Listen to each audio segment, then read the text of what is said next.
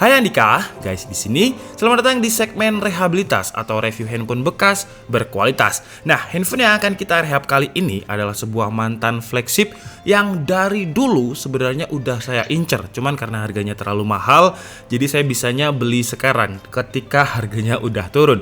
Tapi seperti biasa, sebelum kita mulai videonya, buat kalian yang belum cuci tangan dulu. Kalau udah cuci tangan langsung aja subscribe channel ini. Karena channel ini kita akan membahas informasi menarik mengenai dunia gadget dan juga teknologi yang akan membuat hidup kalian lebih inspiratif dan produktif. Dan perkenalkan, ini adalah LG V50 ThinQ, sebuah mantan flagship dari LG yang sebenarnya kalau dibilang mantan, nggak mantan-mantan banget sih, karena di launchingnya ini Mei 2019, jadi umurnya baru sekitar 1 tahun dan pakai Snapdragon 855. Sekarang yang terbaru itu Snapdragon 865 dengan LG V60. Jadi untuk kalau dibilang mantan sih sebenarnya nggak mantan-mantan banget. Ketika itu 2019 harga launchingnya itu sekitar 14 juta rupiah untuk yang varian 6 GB dengan memori internal 128 GB. Itu belum dengan aksesoris dual screen-nya ini. Dual screen-nya ini di luar sana dijualnya 2 juta, tapi ketika udah masuk Indonesia, HP dan juga dual screen-nya ini bisa sampai 20 juta lebih. Makanya sebenarnya smartphone ini dari dulu saya incer, cuman karena harganya menurut saya terlalu mahal, terlalu overpriced, jadi ya nunggu turunnya dulu. Dan seperti biasa, karena ini adalah segmen rehabilitas, jadi saya belinya bekas, plus dual screen-nya ini saya dapat harga sekitar 8 juta, dan kalian bisa mendapatkan harga sekitar 4,9 juta. Link pembeliannya di deskripsi. Cuman itu tanpa dual screen-nya. Dan untuk seller yang jual aksesoris dual screen-nya ini, kalau di Indonesia jarang banget. Kalian bisa beli di AliExpress dengan harga 1,7 juta belum pajak. Jadi kalau misalkan sama pajak mungkin ya sekitar 2 juta sekian lah.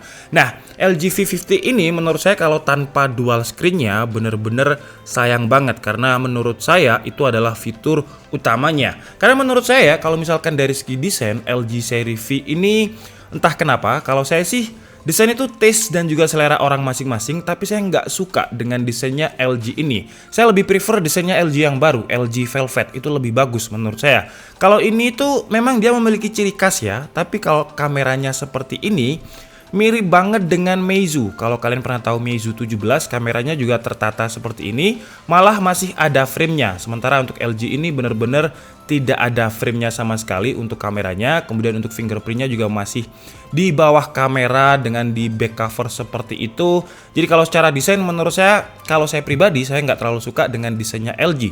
Cuman karena saya pengen dari dulu itu nyobain dual screen-nya LG yang gigi banget, yang nanti akan kita praktekkan juga, jadi saya beli bekasnya sekarang. Kemudian kalau dari namanya LG V50 ThinQ, thin yang berarti tipis. Cuman di LG V50 ini saya rasa sih nggak terlalu tipis ya, karena saya pernah review LG V30 dan juga LG V40 juga, dan menurut saya lebih tipis dibandingkan LG V50 ini, karena ini lumayan kerasa berat dan juga agak tebel. Karena memang secara build quality di bagian back covernya ini menggunakan Corning Gorilla Glass 5, sementara untuk kaca bagian depannya ini menggunakan Corning Gorilla Glass 6.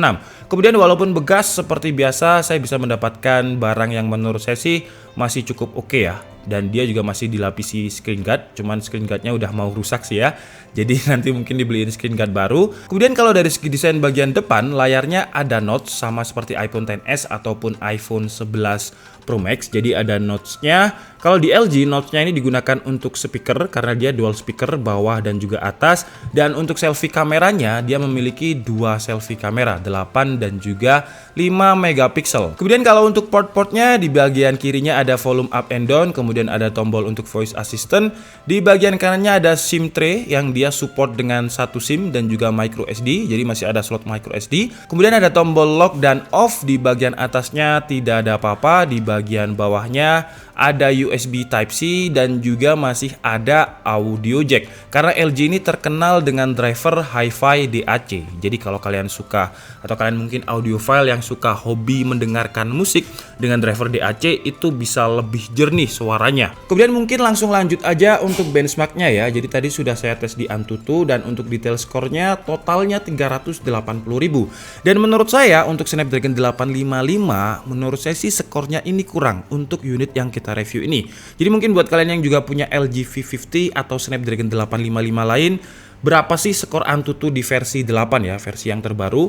Apakah 380.000 ini normal? Kalau menurut saya sih nggak normal. Kemudian kita coba lihat ya di bagian My Device. Nah, jadi untuk LG V50 ini masih ke bagian Android 10, GPU-nya pakai Adreno 640. Untuk resolusinya udah WQXD ya, 1440x3120. Kemudian untuk RAM-nya dia pakai LPDDR4X dengan RAM-nya 6GB, memori internal 128GB. Oke, jadi sekarang buat kalian yang mungkin nggak percaya Antutu, tenang. Kita coba untuk benchmark di software lain. Jadi pertama kita lihat di Geekbench 5. Untuk performa single core dan juga multicore-nya mendapatkan skor 756, multicore-nya 2736. Lanjut ke 3D Mark. Nah, di 3D Mark ini untuk OpenGL-nya mendapatkan 5650 dan di Extreme Vulkan-nya 3039. Sekarang lanjut ke fitur yang paling saya suka dari LG V50 ini. Walaupun tadi di awal saya bilang kalau desainnya saya nggak terlalu suka ya. Ya, walaupun dia memiliki ciri khas, cuman entah kenapa. Kalau biasanya saya ada smartphone itu yang saya juluki itu love first sight. Jadi ketika first impression itu, wah, saya bisa terikat secara emosional. Itu berarti desainnya menurut hati saya itu bagus. Cuman ini enggak sih, belum. Dan walaupun seperti itu, fitur yang paling saya suka adalah dual screen-nya ini. Dan yang saya tahu ya, kalau misalkan saya salah kalian bisa tulis di kolom komentar. Untuk yang support dual screen itu hanya region tertentu, kalau nggak salah Korea dan UK.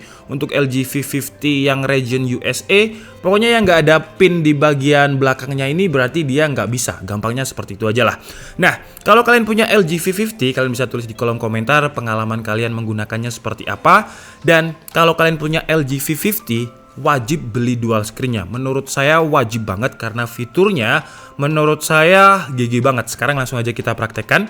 Nah, jadi untuk dual screen-nya ini, walaupun di bagian depannya ini kaca, tapi layar di bagian depan ini, walaupun seperti layar ya, dia tidak bisa nyala. Jadi yang nyala hanyalah di bagian belakangnya ini. Dan kalau kalian lihat, dia tidak memiliki konektor apapun. Cuman konektor pin yang akan dikoneksikan dengan LG V50 ini nanti. Jadi dia nggak harus dicas. Dan cara makainya gampang banget, seperti case biasa ya, namanya aja dual screen case. Nah, seperti ini, dia kan belum nyala ya, belum nyala.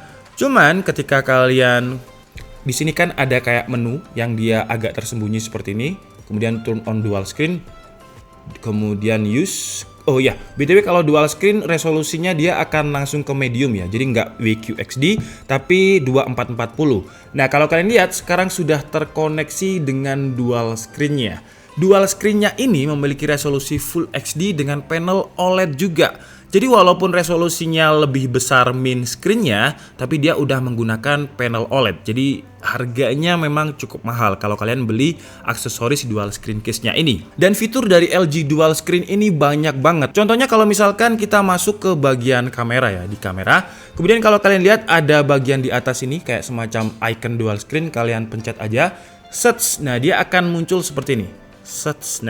Nah, jadi fungsinya kalau misalkan digunakan pakai kamera belakang, kita bisa menggunakan fitur triple view seperti ini. Jadi kalau misalkan kita mau lihat dulu lensa wide-nya seperti apa, itu kayak secara live gitu loh. Enaknya menurut saya seperti itu. Kemudian kalau misalkan fitur lain jelas adalah, mungkin kalian juga udah tahu ya, namanya adalah LG Gamepad. Jadi kalau misalkan saya pengen main, misalkan di sini saya pengen main Asphalt gitu ya. Nah, di sini kalian tinggal tekan aja game launcher ini, kemudian kalian pilih LG Gamepad.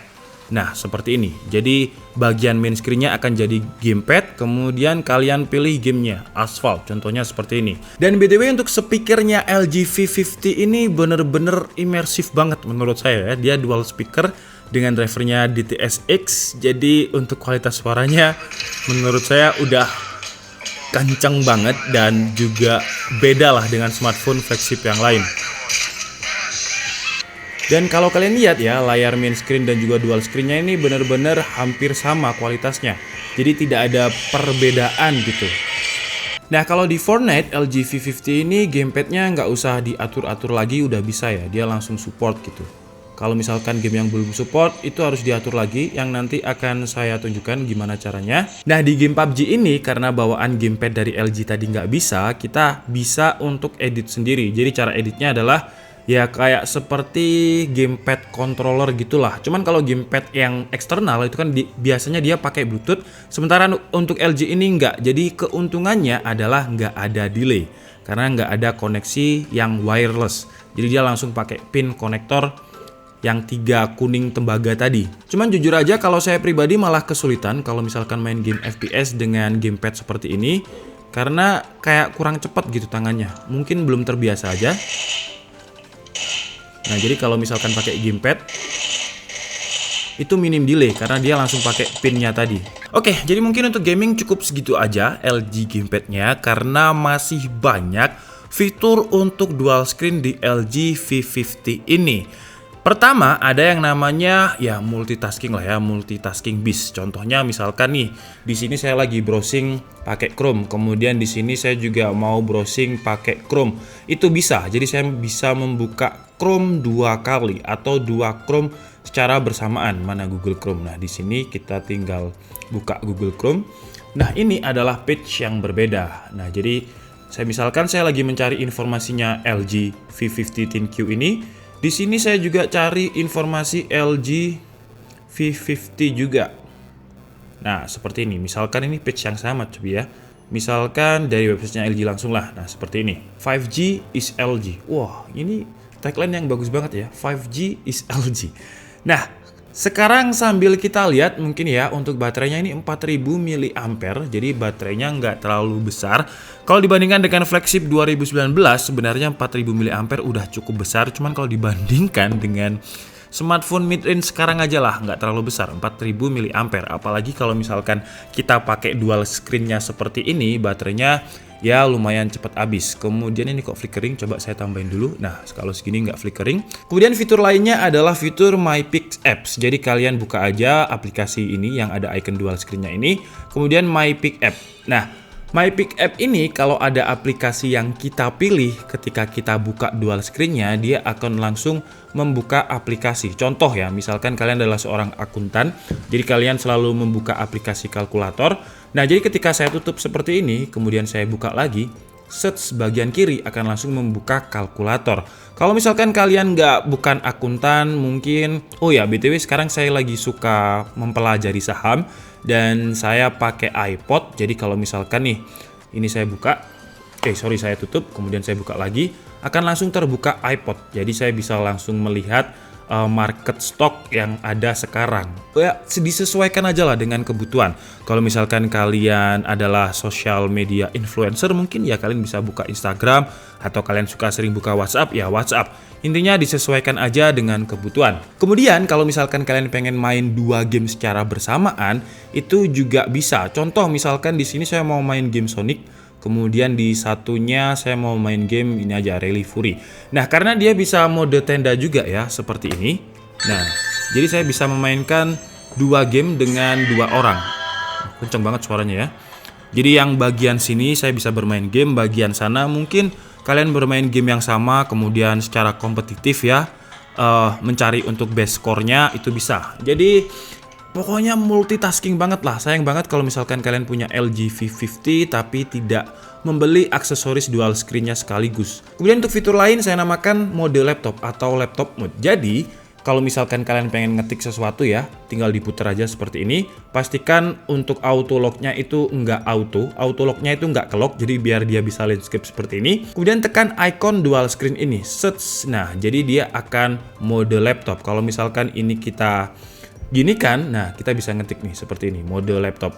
Kita ketik aja, set. Apalagi haptic feedback dari LG V50 ini bener-bener kerasa fleksibel banget. Beda haptic feedbacknya smartphone yang biasanya mid-range itu yang getar seluruh badannya. Tapi kalau ini yang getar adalah tombol yang kita tekan. Jadi untuk haptic feedbacknya bener-bener kerasa seperti seolah-olah kayak tombol fisik gitulah. Kemudian kalau misalkan kalian merasa wah ini keyboardnya ini terlalu berdekatan, tinggal di-select aja, set. Nah seperti ini. Jadi kan kalau kayak gini mungkin lebih mudah. Cuman kalau saya biasanya sih ya saya gabungkan seperti ini aja. Kemudian untuk fitur yang paling saya suka adalah fitur Magic. Karena kemarin si Alphard sempat saya bohongi dan ternyata berhasil. Jadi kita bisa menggunakan 3 jari kita untuk swipe screen. Jadi contohnya seperti ini nih. Set. Nah dia akan ganti. Set. Sets. Nah, kemarin tuh si Alphard, lihat, sulapan. Sets. Sets. Nah, seperti itu. Jadi kita bisa swipe screen dengan mudah. Gila gak? Ini saya seneng banget sih. Sets. Sets. Sets. Dan ini smooth banget. Cuman kekurangannya kalau misal ada transisi ya antara ini sets kayak dia pindah beneran gitu, menurut saya akan lebih oke lagi sih. Ini transisinya kayak nggak ada. Jadi kayak cuman langsung muncul gitu. Kalau misalnya ada transisinya, menurut saya bakalan lebih oke lagi. Kemudian juga ada fitur yang saya juga suka nih, namanya adalah Wide View. Nah, fitur Wide View ini kita bisa browsing full screen. Jadi misalkan kita browsing seperti ini ya, search. Nah, maksud saya tadi transisi seperti ini loh. Jadi kalau misalkan pindah screen, search. Nah, pindah juga gambarnya, search. Nah, itu kan kayak kesannya kayak magic banget. Dan kalau kalian lihat di bagian main screen dan juga dual screen-nya ini ya, nggak ada perubahan warna. Contohnya adalah iklan Tokopedia yang ada di sini. Nah, warna hijaunya di antara main screen dan juga dual screen itu bener-bener sama. Nah, kalau seperti ini kayak lebih enak aja gitu loh kalau untuk multitasking. Dan sebenarnya masih banyak fitur dari LG V50 ini. Dan saya tertarik untuk membeli yang adiknya, yang paling baru, LG V60. Cuman ya nunggu harganya turun dulu, karena harganya saya cek sekarang terakhir itu ada yang jual di e-commerce lokal itu sekitar 20 juta. Menurut saya masih terlalu overpriced. Oke, jadi mungkin cukup segitu aja ya video dari LG V50, mantan flagship yang masih flagship menurut saya karena umurnya masih sekitar 1 tahun, jadi nggak terlalu tua juga.